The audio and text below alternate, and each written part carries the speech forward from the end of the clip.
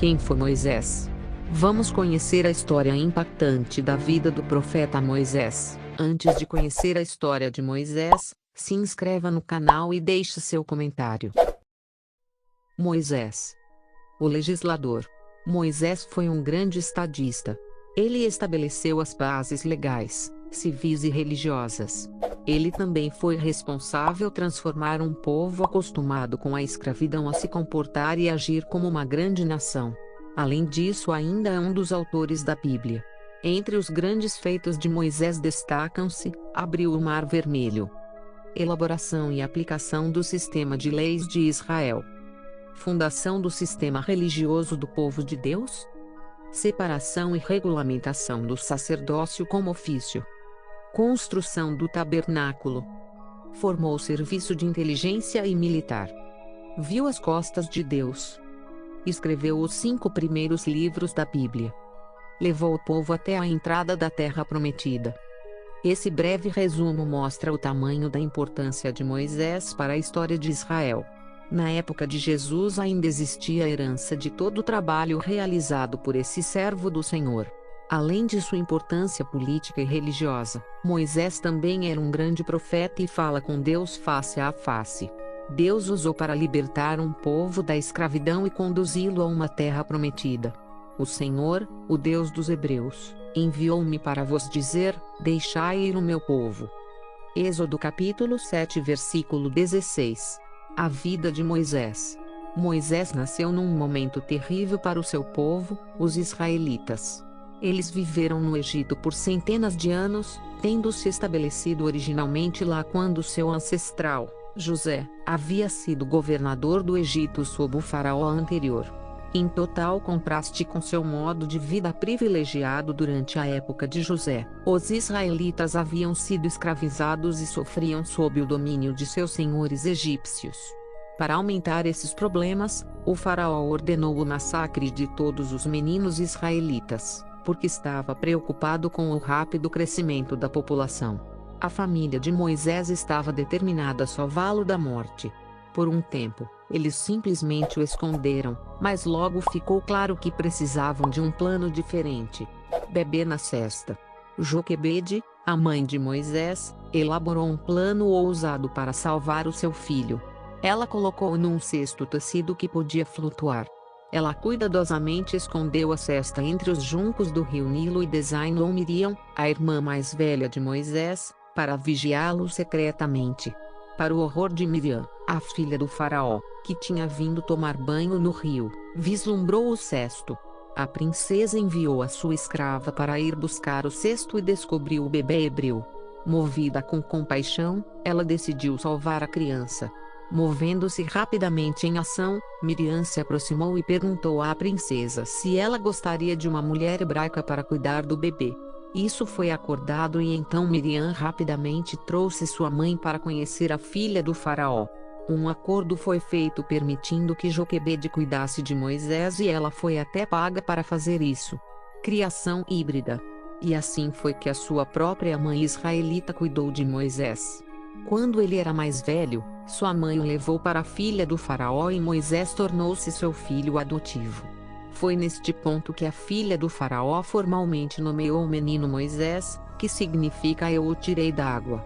Graças a esta transição dramática, o filho de um escravo israelita foi criado como príncipe do Egito. Apesar de seu status e estilo de vida luxuoso, no entanto, ficaria claro que Moisés se lembrava de suas raízes e simpatizava com seus companheiros israelitas escravizados. Assassinato e fuga. Moisés já adulto ataca um soldado egípcio que maltratava um hebreu. Ele mata o soldado e com medo de ser pego e condenado foge. Ele passa 40 anos no deserto, onde é acolhido por Jetro e suas filhas. Moisés nesse período vive uma vida simples.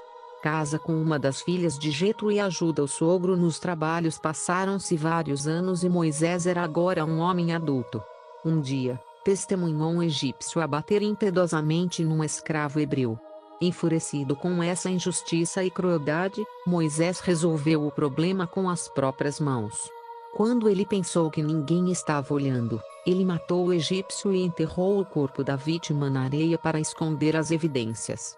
No dia seguinte, Moisés estava fora de casa novamente quando viu dois escravos hebreus lutando um contra o outro. Quando ele tentou interromper a luta, um deles se virou para Moisés e perguntou se ele planejava matá-lo como fez com o egípcio. Moisés percebeu imediatamente que as notícias de suas ações precipitadas no dia anterior haviam se espalhado e ele temeu por sua vida. Não demorou muito para que o faraó se vingasse de Moisés pelo assassinato do egípcio. Moisés fugiu para o deserto para viver como um fugitivo da justiça. Arbusto em chamas. Deus fala com Moisés. Depois de 40 anos, Moisés tem seu primeiro encontro com Deus. Ele encontra no Monte Horebe uma sarça que queimava, mas não se consumia. Dessa sarça ele ouve a voz de Deus e retorna para o Egito, onde inicia um processo de libertação do povo de Deus da escravidão e servidão.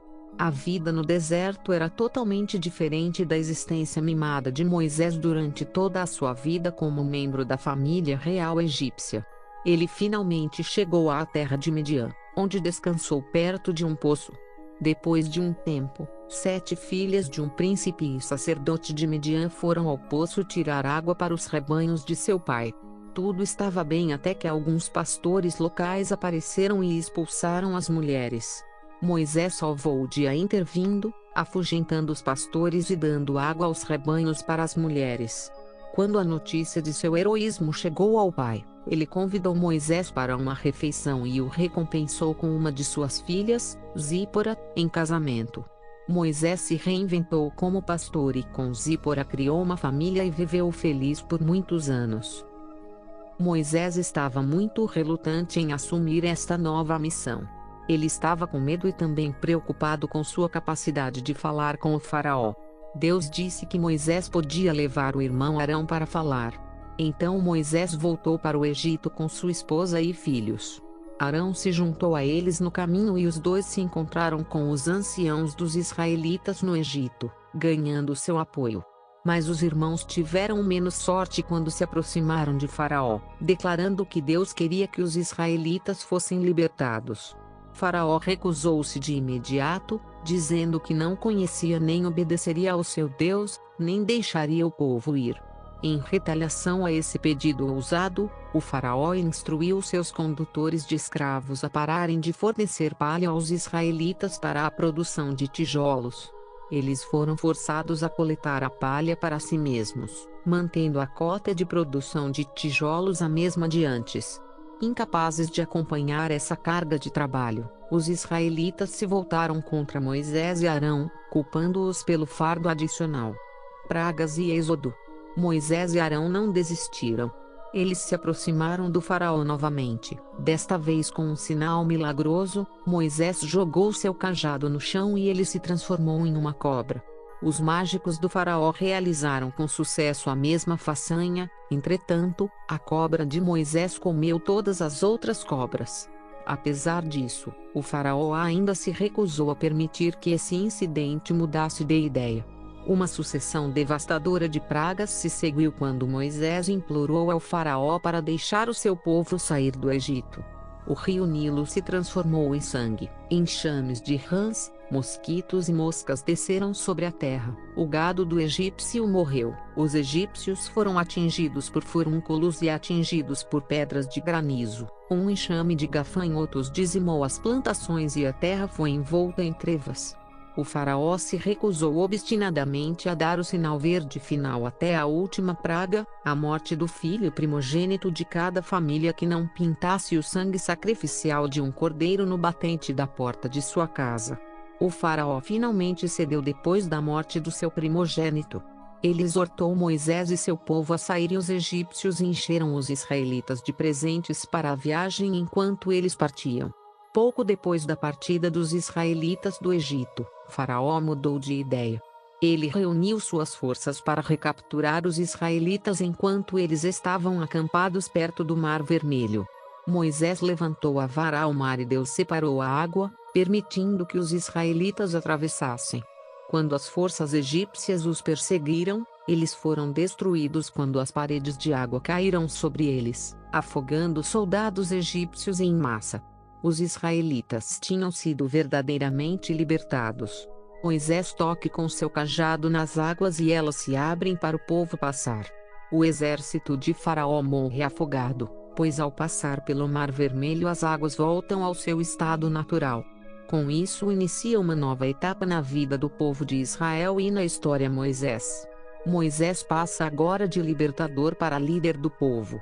Nesse período eles andam pelo deserto durante um período. Liderança no deserto. 10 mandamentos. Moisés enfrentou vários testes de sua liderança no deserto. Os israelitas eram um bando indisciplinado e ingrato. Eles resmungaram muito, apesar de Deus demonstrar repetidamente que ele iria cuidar de suas necessidades. Os israelitas precisavam de instruções claras e eficazes. Após uma vitória militar sobre os amalequitas, eles acamparam na base do Monte Sinai, onde Deus deu a Moisés os 10 mandamentos, escritos por seu próprio dedo em 2 tábuas de pedra. Enquanto Moisés estava fora no monte, os israelitas fizeram uma estátua de um bezerro de ouro para adorar. Quando ele voltou ao acampamento e viu o comportamento idólatra dos israelitas, Moisés ficou furioso e jogou no chão as tábuas de pedra com os 10 mandamentos.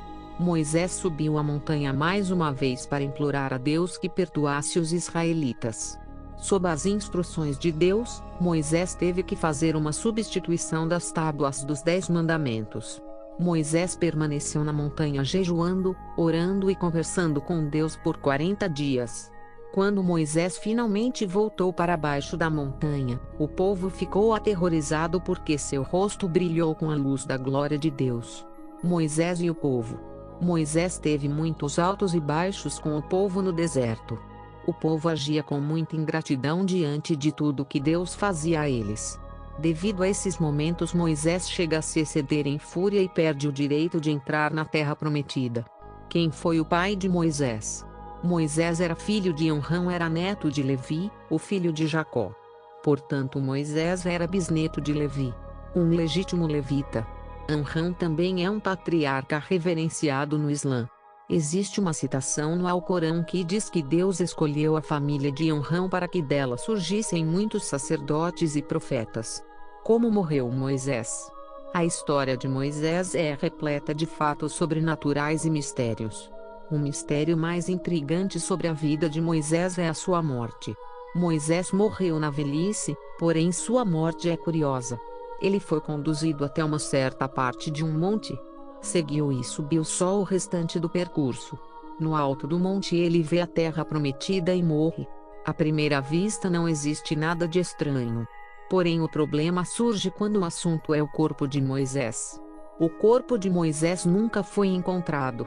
O único relato bíblico sobre o que aconteceu com o corpo de Moisés está em Judas 9, no Novo Testamento. Diz que Satanás e Miguel lutaram para ver quem ficava com o corpo do profeta. Não se sabe por que Deus ou o Satanás tinham interesse no corpo de Moisés. Alguns acreditam que Deus não queria que o povo acabasse idolatrando o corpo de Moisés como aconteceu pela cobra e o bezerro. Moisés foi sem dúvida um dos personagens mais importantes na Bíblia. Estadista, profeta, juiz e servo de Deus. Viveu uma vida para cumprir o propósito do Senhor na vida do povo escolhido. A história de Moisés inspirou e continuará a inspirar a todos que buscam nas Sagradas Escrituras respostas para a vida. Moisés foi um grande líder que morreu enquanto levava o seu povo para a terra prometida de Canaã. Você gostou da história da vida de Moisés? Se inscreve no canal e deixe seu comentário.